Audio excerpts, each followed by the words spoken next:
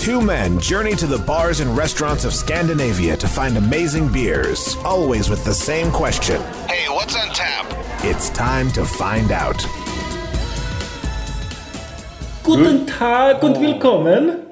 Were you going to say Stole that? my thunder, man. Oh, no. Rewind. Feelings hurt. That's too late now. Go. No, I can't. It's too late. The moment has passed. Oh man, I ruined it. That's okay. We have German beers. You were much better than I would have been.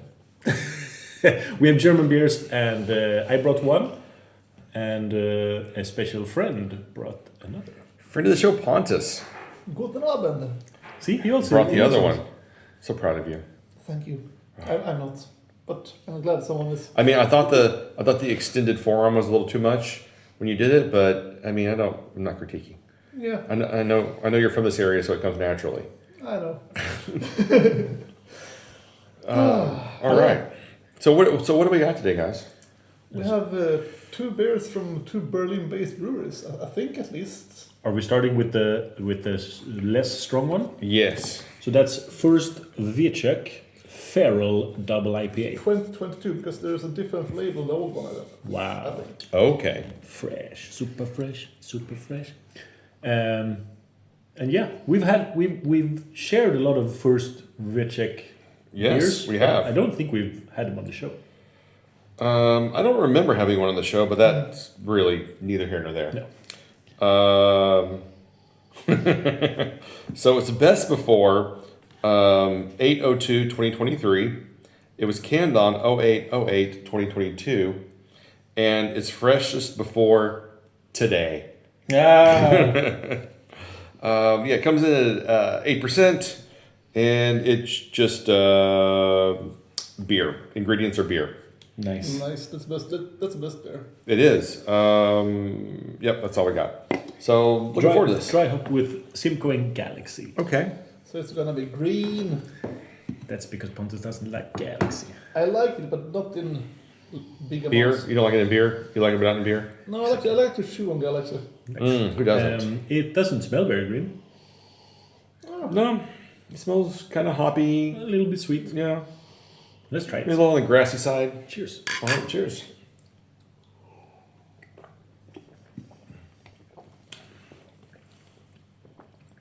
Yeah, it's kind of grassy. Yeah. But You're definitely... But grass in a good way, I would say. Like it still got some bitterness to it. Yeah, I would say the bitterness really shines through on this. It's a little thinner than I was expecting. I thought that the mouthful would be a little richer, but it's not bad. I mean, it's got some nice character to it. Maybe they skipped out on dextrose. Who knows? Maybe that's a Are they problem. known for using a lot of dextrose? I'd say almost all haze breweries Yeah. are known for using it. Yeah. Either dextrose or lactose. The thing about Fuerst Wiacek is I don't remember when they first popped up, but they've been... I mean, Malmö has had a lot of kegs. Martin, they were here first. First, yeah. Of all the Vacheks, they were the first. Yes. Yeah. And for the longest time, I didn't know they were German. I thought they were like Czech or something. Yeah? Because who knows? I never really researched it. But we've gotten mostly their IPAs, right? Yeah, I think we I think there's been some lagers and some other styles, but they're not really they hitting have those stouts or... You know the Dream series? Oh, the Dream series is hopeless to find because you just see on the label Dream, and then you go back with the beer to your table and you go, is this Dream 1, 2, 3, 4, 15, 16, 17? And they're all different styles with different colored labels. So you have to go back and kind of look at the label and compare it. It's not easy being a I ticker. think they got inspiration from 50/50. Oh, shots fired. Colored wax. It's the worst. It's the worst way to differentiate beers. Yeah, This one is metallic with sprinkles. Yes. This one is aquamarine and this one is teal. Oh, yeah. And you're like, what? It's the same beer, right? No. These are totally different beers. But as I said, it's a good beer. I also want to say, I think we drink this on the regular because Mark is always get at least one Fuerst Wiacek in the Drickler box. Because Because they're like a staple more or less in that Yeah. boxes. I mean, they're always good. I always enjoy trying their beers. Yeah. This one for me is a little bland. Yeah. Again, when it comes to IPAs these days, especially double IPAs, they really fall into that. It's a beer. I don't really have much more to say about it. I mean, it's a strong 375. Yeah, so like I think we've gotten too spoiled when it comes to these kind of beers. Like what we get, what we can have access to these days compared to like 4 or 5 years ago. These days we're overwhelmed with new hazy IPAs from American brewers, and then sadly enough, like the European ones, they don't come to the same quality of most of the times. And this sometimes I think the UK was doing some really good stuff for a while. I think Wylam's was making great stuff. Yeah, and also the Northern Monk, their collab series. Yeah. Northern Monk usually puts out some really good stuff. Verdant, Verdant before they moved. Yeah.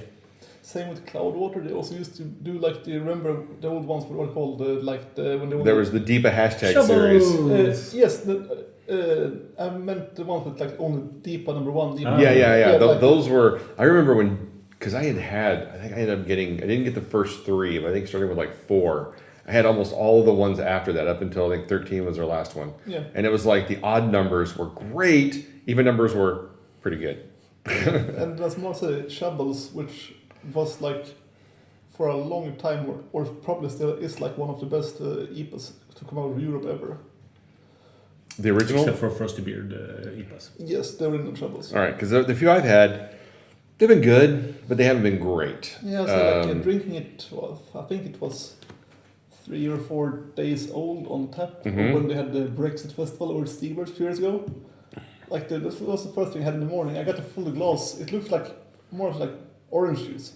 Nice. And it was super fresh. Well, I remember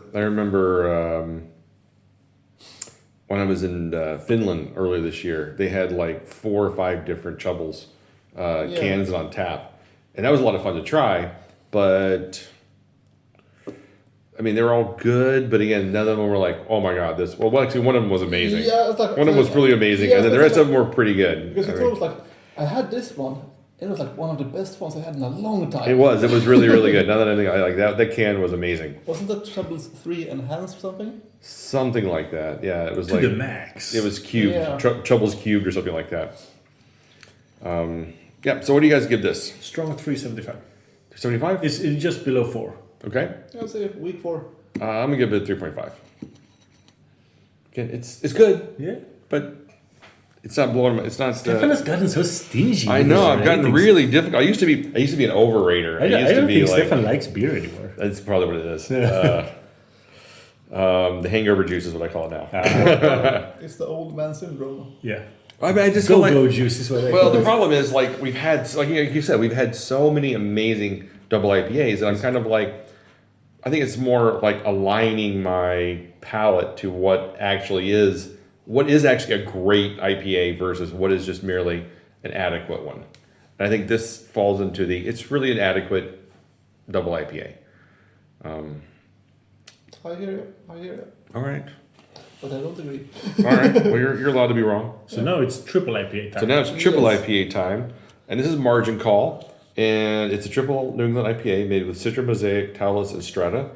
And is the full name MOASS Series 55? MOAS is a concept that will hit the world. It's the mother of all short squeezes. The thing that will happen to GameStop stock. That's true. Because Wall Street has shorted it and hasn't covered their shorts yet. So hence the name Margin Call, because we all know what the Margin Call is. Yes. The movie, The Margin Call. Yeah. So is this 5 of 5 in the series? Yes. So there were four others we haven't tried.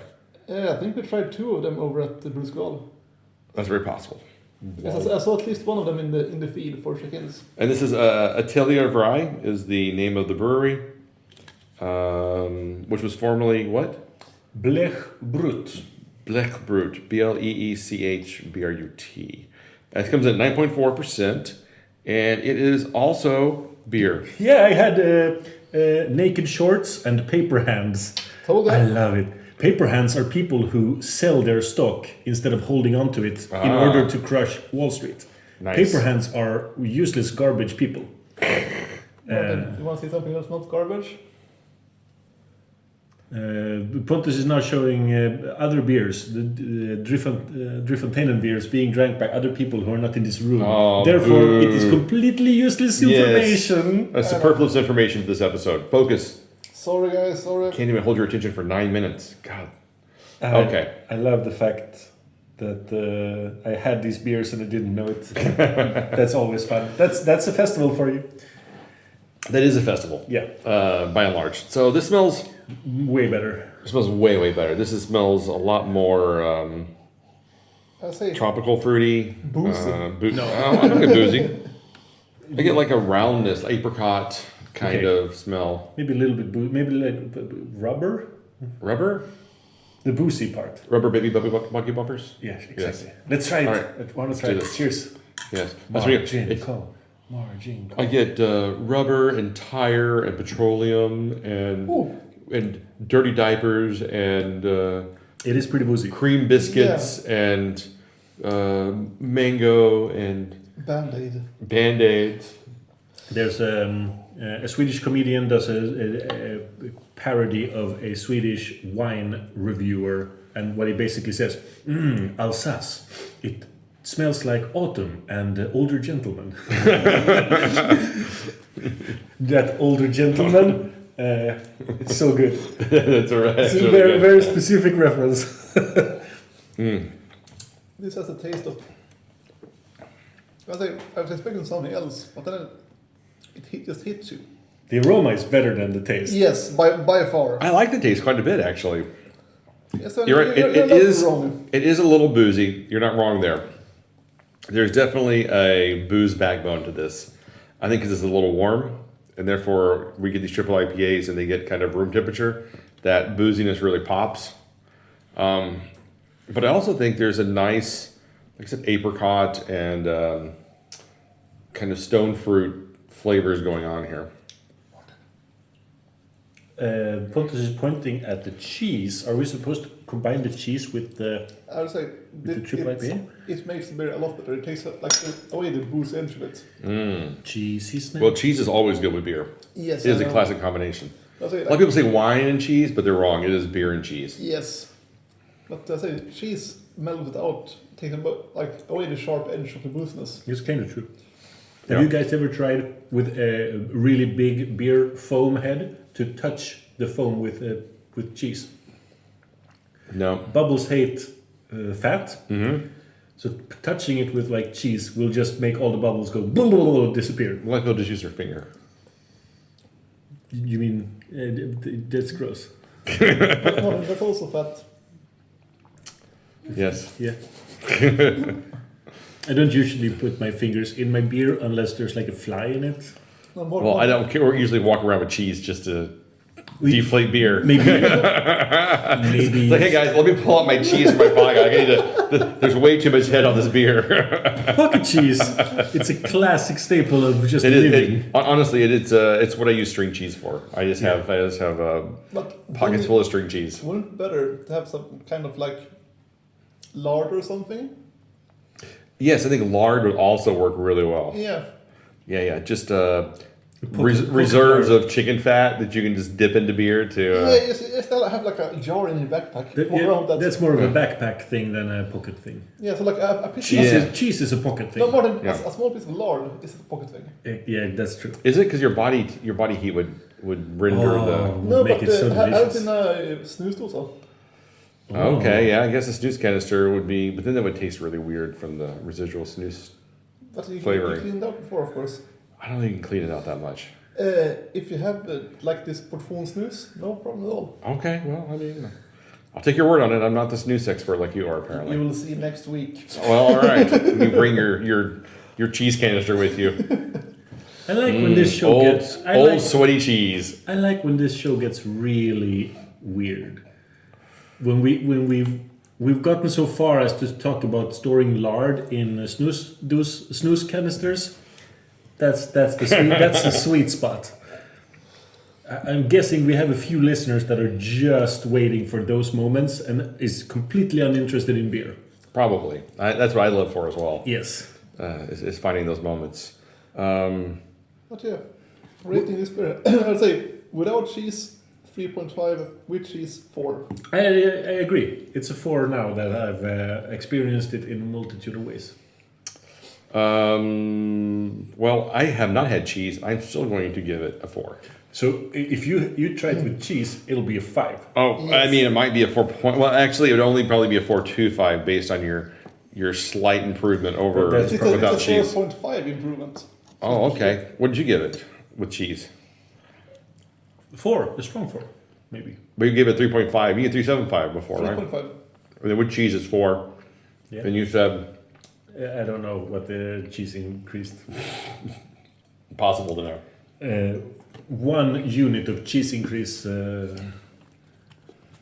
I will say the cheese and the fat from the cheese in this particular, this is a very dry aged cheese. Definitely punches it up a little bit. I don't know if it goes quite as crazy as Pontus has it going, but I would definitely give it like a 4.25 with cheese. Nice. Nice. This is why I try not to eat whenever I review beers, because it could drastically affect the flavor profile of the beer Yes. itself, especially something salty. Okay, that was fun. So now we've visited Germany. And it's good to visit Germany before the German army visits you. It is always the best way to visit Germany, to see Germany, is voluntarily. You know the joke about the German tourist going to America? What? And they ask him, name, and he tells the name, occupation, and he says, no, I'm just visiting. Oh, God, that's really good. You hadn't heard that one? I have not heard that one. I'll have to remember that. Okay, I won't tell this joke, but anyway. Oh, that was a spicy joke. It was a very almost. spicy joke. We would have been cancelled. Maybe it's pretty bad. So anyway, you can find us online at what'sontappodcast.com, Instagram, Facebook, YouTube, Spotify, podcast lands in the world of podcasting, Pornhub, OnlyFans, all the regular places. So until next time. Keep drinking, you dum-dums.